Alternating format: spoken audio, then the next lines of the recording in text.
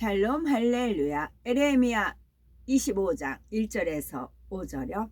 유다의 왕 요시야의 아들 여호야김 넷째 해 곧 바벨론 왕 느부갓네살 원년에 유다의 모든 백성에 관한 말씀이 에레미야에게 임하니라. 선지자 에레미야가 유다의 모든 백성과 예루살렘의 모든 주민에게 말하여 이르되, 유다의 왕 아몬의 아들 요시야 왕 13째 해부터 오늘까지 23년 동안 여호와의 말씀이 내게 임하기로 내가 너에게 꾸준히 일렀으나 너희가 순종하지 아니하였느니라. 그러므로 여호와께서 그의 종 선지자를 너희에게 끊임없이 보내셨으나 너희가 순종하지 아니하였으며 귀를 기울여 듣지도 아니하였도다. 그가 이르시기를 너희가 각자의 악한 길과 악행을 버리고 돌아오라. 그리하면 나 여호와가 너희와 너희 조상들에게 영원부터 영원까지 준 그 땅에 살리라. 아멘. 데살로니가 전서 5장 22절. 악은 어떤 모양이라도 버리라. 아멘. 갈라디아서 5장 19에서 21절요. 육체의 일은 분명하니 곧 음행과 더러운 것과 호색과 우상 숭배와 주술과 원수 맺는 것과 분쟁과 시기와 분냄과 당 짓는 것과 분열함과 이단과 투기와 술 취함과 방탕함과 또 그와 같은 것들이라. 전에 너희에게 경계한 것 같이 경계하노니 이런 일을 하는 자들은 하나님의 나라를 유업으로 받지 못할 것이요 오직 성령의 열매는 사랑과 희락과 화평과 오래 참음과 자비와 양성과 충성과 온유와 절제니 이 같은 것을 금지할 법이 없느니라. 그리스도 예수의 사람들은 육체와 함께 그 정욕과 탐심을 십자가에 못 박았느니라. 만일 우리가 성령으로 살면 또한 성령으로 행할지니 헛된 영광을 구하여 서로 노엽게 하거나 서로 투기하지 말지니라. 아멘. 제목은 악행에서 돌이키라 입니다. 하나님께서 싫어하시는 악행에서 떠나 오직 진리대로 행하여 응답과 축복을 받는 주인공이 됩시다 입니다. 이스라엘 역사를 살펴보면 그들이 평안할 때에는 하나님 섬기기를 게을리 하다가 어려움이 닥치면 다시 하나님 찾기를 반복하는 것을 발견할 수가 있습니다. 하나님께서는 이러한 이스라엘 백성들을 바른 길로 이끄시기 위해 선지자들을 보내 악행에서 돌이키도록 일깨워 주셨지요. 악행에서 돌이키길 원하시는 하나님이십니다. 남유다 왕국 말기 요시야 왕 때부터 활동한 에레미야는 평생 독신으로 살면서 하나님의 뜻을 전했지요. 오랫동안 하나님을 배반하고 우상을 섬기며 율법을 무시해온 백성을 향해 죄를 회개하지 않으면 나라가 망하고 백성은 포로로 잡혀갈 것을 예언하였지요. 당시 북이스라엘 왕국은 이미 아수르에 의해서 멸망한 후였습니다. 그런데 남유다 왕국마저 그 악행 때문에 망하게 되었으니 에레미야가 이를 안타까워하며 악행에서 돌이켜야 할 것을 선포한 것입니다. 하나님께서 유다 왕국에 진노하신 것은 바로 간음 때문이었지요.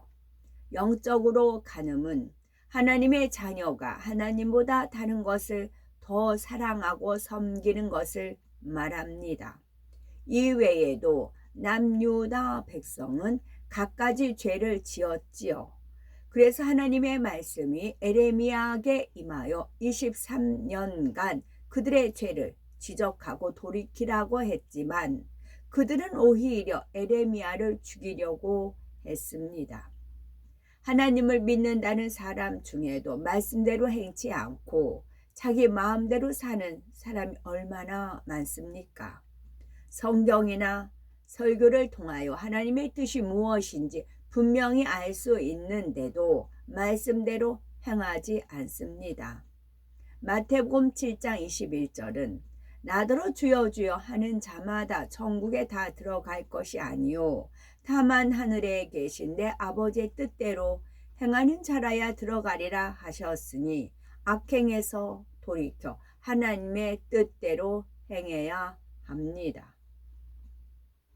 우리가 왜 악행에서 돌이켜야 하는가요? 왜? 우리가 왜 악행에서 돌이켜야 하는가요? 우리는 많은 사람과 더불어 살아갑니다. 집에서는 가족과 일가 친척, 학교에서는 선생님과 친구들, 직장에서는 상사와 동료들과 함께 살아가지요. 하나님께서는 우리가 서로 유익을 주며 행복하게 살기를 원하십니다. 마태복음 5장 13에서 16절에 너희는 세상의 소금과 빛이라 하시었고 너희 빛을 사람 앞에 비추게 하여 저희로 너희 착한 행실을 보고 하늘에 계신 너희 아버지께 영광을 돌리게 하라 하셨습니다. 행복한 삶을 위해서는 서로에게 요구되는 사항이 있는데 그것을 지키지 않으면 누군가가 고통받는 사람이 생기기 마련이지요. 예를 들어서 남편이 매일 술을 만취하여 귀가를 한다면 가족이 얼마나 고통스럽습니까? 학교에서 학생이 늘 소란을 피우며 수업을 방해한다면 다른 사람들이 얼마나 힘들겠습니까?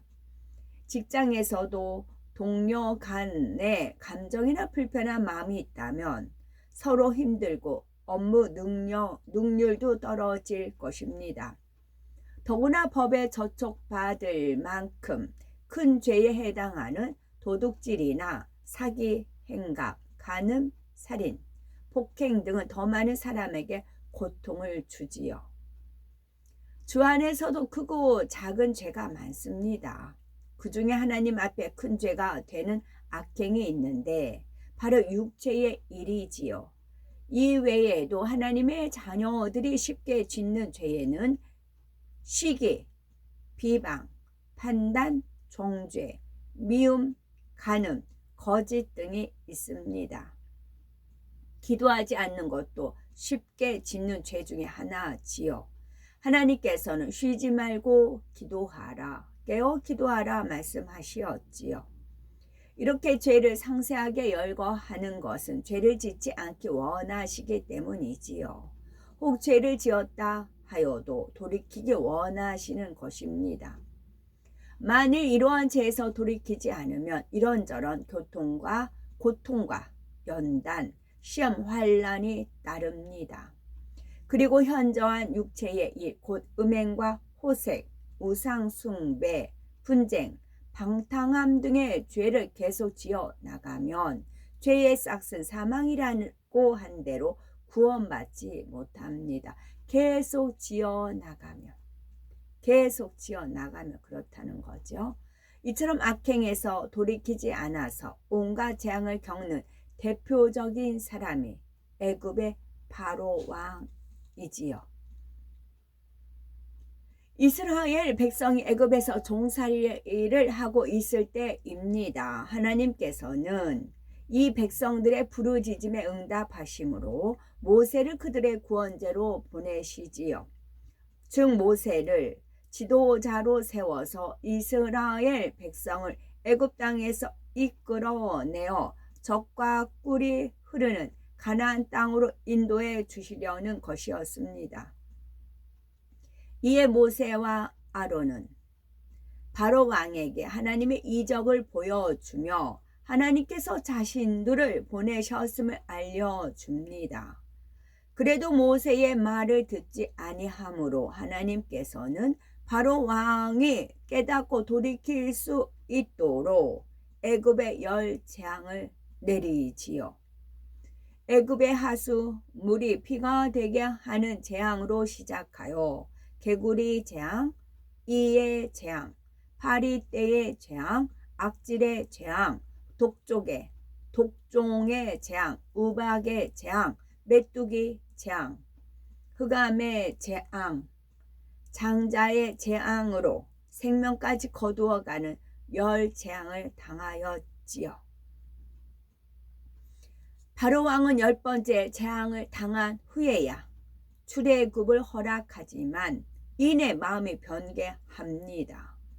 하나님께서는 이미 바로 왕의 마음이 또 변할 것을 다 아셨기 때문에 이스라엘 자손이 급히 출발할 수 있도록 준비시켜 두셨지요. 온 애굽 사람들도 이제는 이스라엘 자손이 어서 떠나가 주기를 바랐습니다. 그런데 막상 이스라엘 자손이 다 떠나니 바로는 또다시 마음이 바뀌어 부랴부랴 병거를 타고 이스라엘 백성의 뒤를 쫓아갔습니다. 그 결과 홍해를 건너던 애굽 군대는 병거와 함께 모두 수장되고 말았지요. 만일 바로 왕이 하나님의 말씀을 듣고 곧바로 이스라엘 백성을 놓아 주었더라면 화를 당하지 않았을 것입니다. 여러 가지 재앙으로 고통받지도 사랑하는 아들과 많은 생축, 재물과 병사를 잃지도 않았겠지요. 여기서 우리는 무엇을 깨우쳐야 할까요? 하나님의 뜻을 알고 그에 순종하면 축복이요, 그렇지 않으면 재앙이 임한다는 것입니다. 하나님께서 돌이키라 하실 때에 금방 돌이키면 손실이 적지만 시간을 끄는 만큼 많은 손실을 입습니다. 악행에서 돌이킬 때 임하는 축복에 대해서 살펴봅니다. 여기서 돌이킨다는 것은 잘못을 뉘우치고 하나님의 말씀대로 살기로 결심했다면 다시는 그 잘못을 반복하지 않는 것입니다. 하나님께 범죄하였다면 즉시 돌이키되 완전히 돌이켜야 하지요. 만일 하나님께서 동쪽으로 가라 하셨는데 서쪽으로 갔다면 완전히 돌이켜 동쪽으로 가야 하는 것입니다. 그럴 때 하나님께서 은혜와 긍휼, 용서를 베풀며 응답해 주십니다. 그런데 이게 쉽지 않다는 연유가 무엇이냐면, 내가 하나님께서 동으로 가라고 하셨는데 제가 서쪽으로 갔어요. 그러면 동으로 가야지, 딱 돌이켜서 딱 가면 쉬워요. 그런데 원수마귀 사단 루시퍼가 가만히 있질 않아요. 미혹한다고요. 미혹해서 하나님 말씀대로 살지 못하게 뒤흔들어 놓는다고요. 상황, 여건, 모든 환경, 가족, 배우자부터 시작해 자녀들부터 모든 환경을 다 준비하고 조성해서 하나님 뜻대로 살지 못하게, 동으로 가지 못하게 막는다고요. 과감히 끊고 서쪽으로 갔는데 동으로 갈 수 있는, 과감하게 돌이킬 수 있는 거는, 답은 정과 욕심을 십자가에 못 박으면 싹 돌릴 수가 있어요. 근데 정과 욕심을 십자가에 못 박지 않으면 발목이 잡혀요. 그러면 주저앉아요. 몸은 틀었지만 발이 안 떨어져요. 그래서 원수마귀 사단 루시퍼가 있는 겁니다. 그 사람을 끝까지 흔들어 보는 겁니다. 그게 우리가 시험을 통과하는 것이고 연단을 이겨내는 것이고요. 정과 욕심입니다. 하나님의 가족이 되는 것도, 이 땅에서 정과 욕심을 버린 자는 하나님의 가족이 될 수가 있어요. 정이 있으면 그냥 이 땅에 묶여 있는 겁니다. 천국에 가서도 높은 차원에 갈 수는 없어요.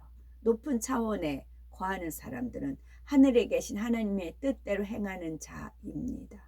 그것이 정과 욕심을 십자가에 못 박은 분들이고요. 그것은 하나님을 정말 믿어드린 것이고 하나님의 뜻을 받들어 섬긴 것입니다. 그 행복은 영원한 거고요. 열왕기하 20장에 나온 히스기야 왕은 처음에는 하나님이 보시기에 정직하게 행하였지만 세월이 흐르면서 교만해졌습니다. 결국 이사야 선지자에게서 네가 죽고 살지 못하리라는 하나님의 말씀을 듣게 됩니다.